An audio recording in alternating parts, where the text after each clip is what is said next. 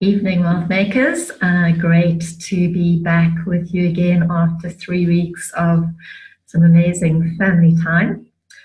I'm going to turn you over almost immediately to our professional, Worre, and I look forward to hearing the next chapter of GoPro. And what I love most about sharing information with you is that I learn so much myself. So look forward to sharing this with you and look forward to us learning and growing together.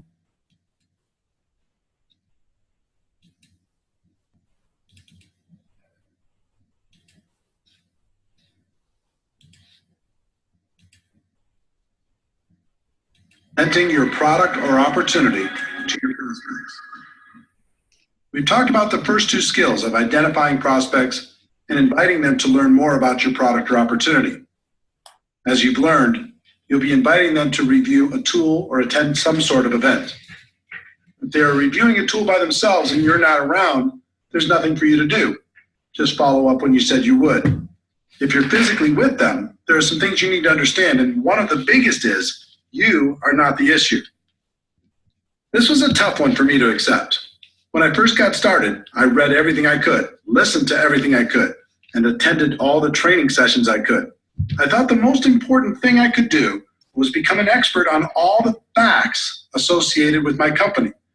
So if anyone asked me any questions, I'd be right there with the answers. Sounds logical, right? I would sit down with someone and say, let me tell you all about our products. Let me tell you all about our company. Let me tell you all about our compensation plan. Let me tell you all about our incredible support system. There are big problems with that approach if you want to build a large and successful organization. For me, the first problem was, no matter how much I learned, there would still be questions that stumped me. And since I was presenting myself as the expert, if I got stumped, that might make the prospect question the whole opportunity. The second problem was, most of my prospects knew I wasn't an expert. So when I came to them and presented myself as an authority figure, they knew it wasn't true. It actually made them more skeptical. The third problem was, even if I was successful at becoming an expert, the other distributors in my organization didn't necessarily have that same desire or willingness to learn. As a result, I was the go-to guy for every single presentation. There's no way to create an organization that will duplicate with this approach. And without duplication, network marketing is just a job. In the early days, that's what network marketing was for me, a job. I had no duplication because I made myself the issue. But I was determined, and I started to observe and take careful note of how the most successful distributors did their presentations. The pros never made themselves the issue. More than that, they never presented themselves as an expert. They acted as a consultant who connected the prospect to tools, events, or other distributors to help them become educated. If the prospect asked a question, they would guide them to the answer, but they wouldn't give the answer directly. This baffled me until I started to comprehend duplication. The pros knew they could sign the person up by dazzling them with their knowledge and experience, but they also knew it would take a long time for their new distributor to do the same thing. So they came up with a simpler approach. It was around this time I heard a concept that has stuck with me ever since. In network marketing, it doesn't matter what works. It only matters what duplicates. This should be a guiding principle for every network marketing professional. The pros use tools instead of their own wisdom. The pros use live events instead of their own presentations. The pros use other distributors to give the facts instead of giving them themselves. The pros don't present themselves as experts. They just invite people to learn more about the product or opportunity and let the third-party resource provide the information. The pros bring passion, enthusiasm, excitement, and belief. If you ever watch a pro at work, you'll see a fire in them that's contagious. Make passion, enthusiasm, excitement, and belief your priority. Then invite professionally and let the third-party resource do the rest. In addition to learning how to effectively present your product or opportunity during your personal recruiting efforts, it's also important to learn how to present your opportunity to groups of people. I've heard it said, and I think it's true, the person with the marker makes the money. In other words, the person in front of the room giving the presentation usually has a higher than average income. When I first got started, I was deathly afraid of speaking in front of people. But I was ambitious, and since everyone said this was an important skill, I was determined to master it. I started by learning how to give a short and effective testimonial. Learning to tell my story was extremely valuable in building my business and has been to this day. People aren't interested in how much you know, but they are interested in your story, as long as you don't bore them to death with it. I worked on my story for a while, and after tweaking it a time or two, here's what I came up with. Hi, my name is Worre, and I'm a retired underachiever. I had 18 jobs by the time of 23 and was starting to think my future wasn't looking so good. I was embarrassed by my lack of results, and I was desperately looking for a way to make something of my life. In January of 1988, I was introduced to network marketing, and it has changed my life. Instead of being afraid of the future, now I'm excited about it. And then I would insert whatever was appropriate based upon my current levels of success. The theme of my story was, if I could do it, anyone could do it. And it worked. I used it all the time in hotel meetings, in home meetings, on three-way phone calls, on conference calls, you name it. No matter what your background is, you can craft a compelling personal story. I've found every good story has 4 elements. 1, your background. 2, the things you didn't like about your background. 3, how network marketing or your company came to the rescue. And 4, your results or how you feel about your future. Take some time to create your story and start telling it every chance you get. Next, I decided to master my company's opportunity presentation. Again, the concept of modeling successful people came into play. The top earner in my company was extremely powerful and effective. In addition, he did the same exact presentation every single time, just about word for word. So I recorded his presentation and transcribed it by hand onto a legal pad. When I completed that step, I recorded my own voice doing that presentation. I did it word for word, same stories, same jokes. Everything was his exact presentation. After I was done, I played it back, and it was terrible. My voice had no energy. I was boring. I hated it. So I recorded it again and again and again until it was acceptable. In the end, I had an audio cassette with my presentation on it. And I listened to it over and over in my car. I'll bet I listened to that presentation 500 times. And by that time, I had it memorized. I knew it backwards and forwards.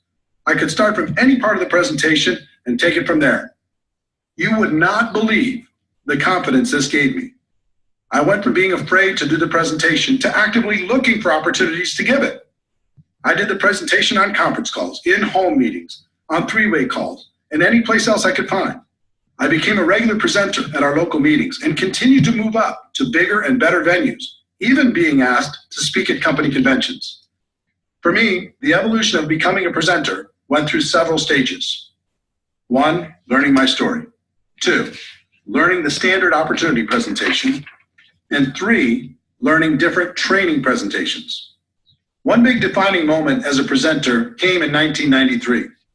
I was 29 years old and starting to make a name for myself in network marketing. I was having a conversation with the CEO of the company and the #1 distributor at that time.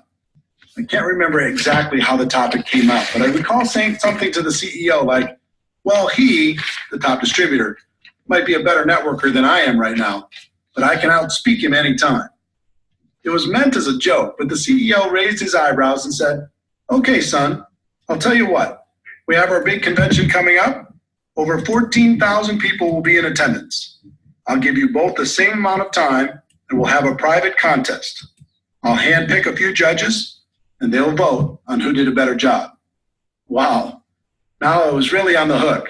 I wasn't a huge leader. I didn't have as big an organization or reputation at the time as the top earner, so I did the only thing I could control. I started to prepare like my life hung in the balance.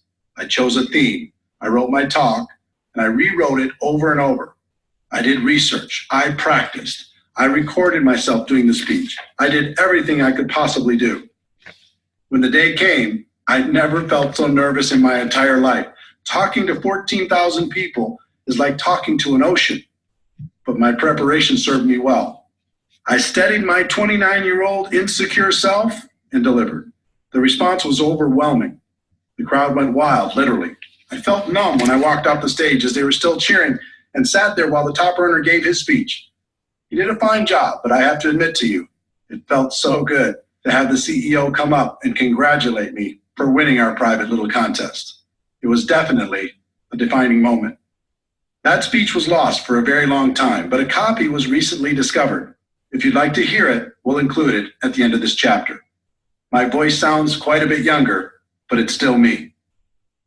To summarize this skill set, remember a few important things. 1, when you're prospecting, you're the messenger, not the message. Get yourself out of the way and use a third-party tool. 2, learn to tell stories in a way that will make your prospects curious to hear more. And 3, when it comes to presenting in front of a group of people, preparation is key. When you're prepared, it's fun. And as promised, here's my speech talking in front of 14,000 people as a 29-year-old young man. Over 200 years ago, there was a revolution, an American Revolution, an event that literally changed the course of history. It was led by a group of unsatisfied people. People were tired of being told what they could do and when they could do it. People were fed up with their lack of choices and their lack of personal freedoms. People fed up with their lives being controlled by others. Fed up with being oppressed, fed up with being manipulated. They finally said, enough, I've had it, and I'm not going to live like this anymore.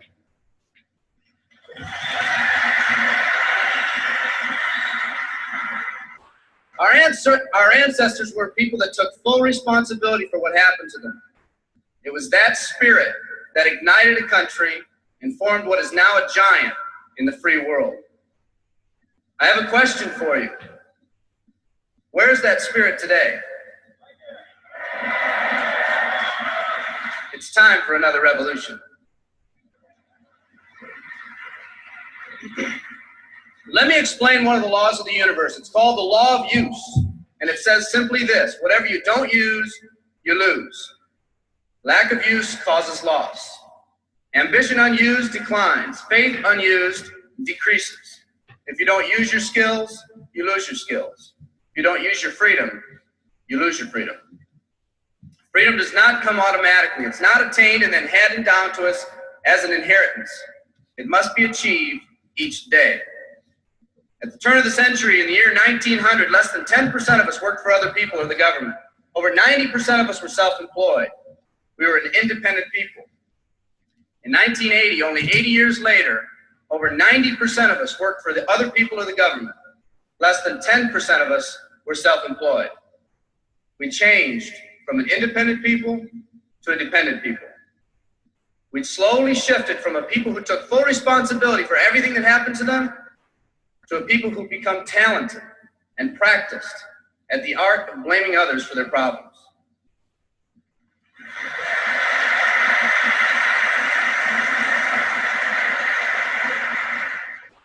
Our giant has fallen asleep. Our forefathers didn't say, who's going to take care of me? They simply said, all I ask is the opportunity to be free and the ability to take care of myself and my family. Today, we elect officials who will, quote unquote, take care of us. We cry out against anyone who dares to ask us to provide more value in the workplace. We do everything we can to spread around the suffering in our society, and yet no one is willing to step up and be part of the solution. We've slowly changed from a society that compensates based on value to a society that compensates based on entitlement and seniority. What we've come to believe is our due. We act as if someone actually owes us a living. Part of this change is due to the dramatic rise of conformity in our society. We're all taught to conform.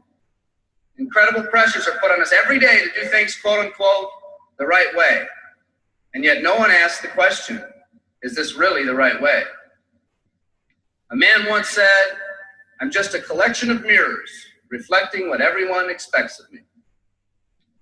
We live our lives to please those around us, and the scary thing is, the people around us are doing exactly the same thing. Psychologist Rollo May calls us outer-directed people. We don't act, we only react. We seek not to be outstanding, but to fit in. We're able to respond, but not to choose. Perhaps that's why a wise man once said, the mass of men lead lives of quiet desperation. In order to change, we need to become inner-directed people. people with our own purpose, people who are not easily swayed by the opinions of others. And that's difficult because from a very early age, we look to the opinions of others to orient ourselves and to validate our decisions and our actions. Nietzsche said, we need more strong people in this world because the weak, by their sheer mass, are forcing weak ideals and weak values on us all.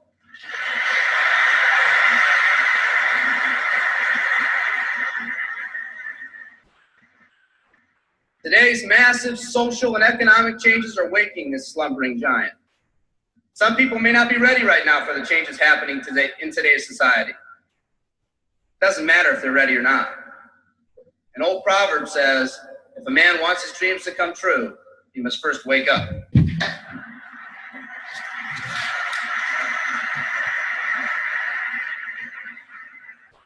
I, for one, am glad for the radical changes in our society because I believe that within that crisis, we will find that independent spirit that once pioneered this country. Some of us are finally ready to change. The displacement of our workforce has caused many of us to start searching for something better. Moving products and moving services is our business and our goal, but what we are becoming in the pursuit of that goal is a larger and much more important issue. The rekindling of our independent spirit has more lasting value.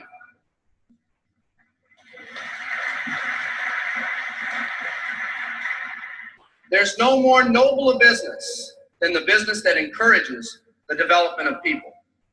Every living organism has one and only one central need in life, to fulfill its own potentialities. The acorn becomes an oak, the puppy becomes a dog, and that's all that's required of the oak and the dog. But the human being's task in fulfilling his or her nature is much more difficult.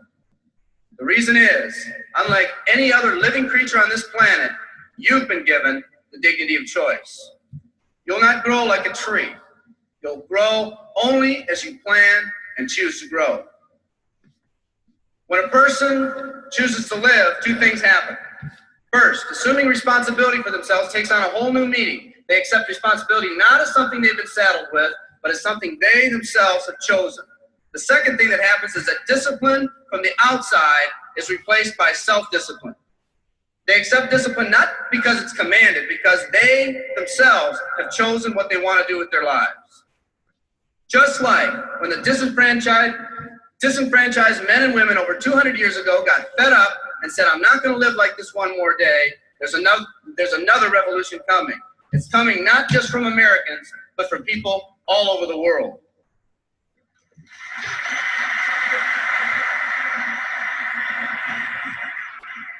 It's coming from people who've been oppressed in meaningless jobs, from people who've been unjustly held back, from people who've been slighted or ignored, from people who've had their hopes crushed time and time again by the circumstances around them, from people who've been playing in a game where the rules weren't the same for everyone, from people whose dreams have almost died by the methodical dripping of negative and pessimistic forces, people who've just been waiting for the right opportunity to present itself, an opportunity that they could hold on to, believe in, a place where people believed in them.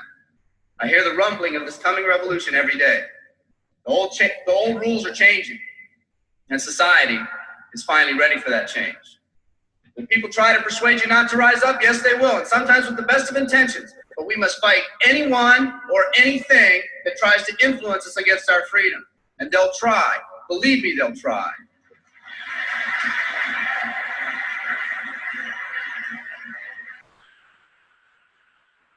They'll try to suggest you off course, to nudge you off course, to distract you off course. There's another revolution coming, and it's going to be led by a group of unique and courageous people like you.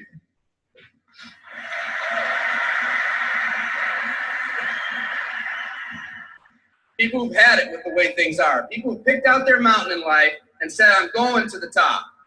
And if someone tells you you can't climb mountains, you don't have any experience. You tell them, I'm going to the top.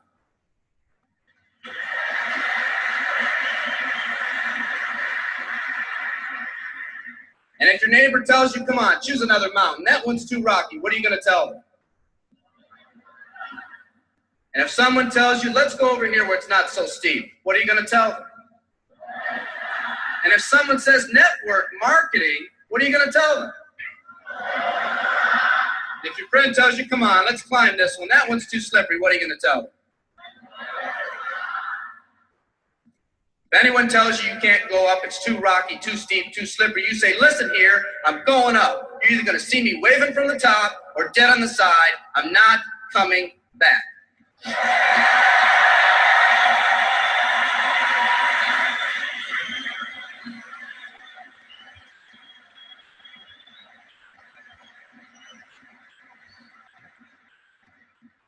There's something about the do or die attitude. It's almost like when someone has a do or die attitude, time, fate, and circumstance seem to get together, have a hasty conference and say, they say they're going to do it or die.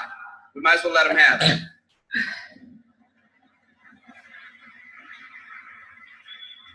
The people in this arena are special. You're special because you've already rekindled that independent spirit. You've already said that you're not going to conform to negative pressures around you. You've all said enough, I've had it, and I'm not living like this anymore. You are the people who want to set big goals and aspirations for yourselves and your families. People who want to live in a country where families are brought together again instead of being torn apart. People who want a country where once again owning your own business and controlling your own destiny is commonplace.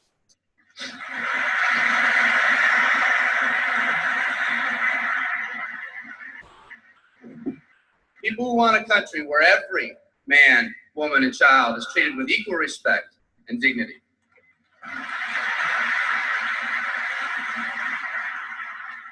People who will pay any price so their families will not live with the legacy of maxed out credit cards and unfulfilled promises.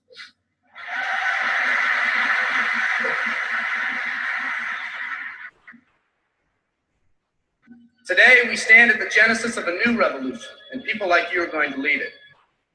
Theodore Roosevelt said these words decades ago, and I think they're particularly appropriate today.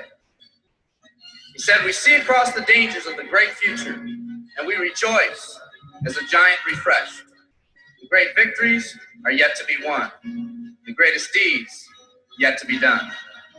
I've dreamt of a company that can give us the opportunity to make these dreams come true by allowing us all to fulfill our own true potential. I love you all. Thank you very much.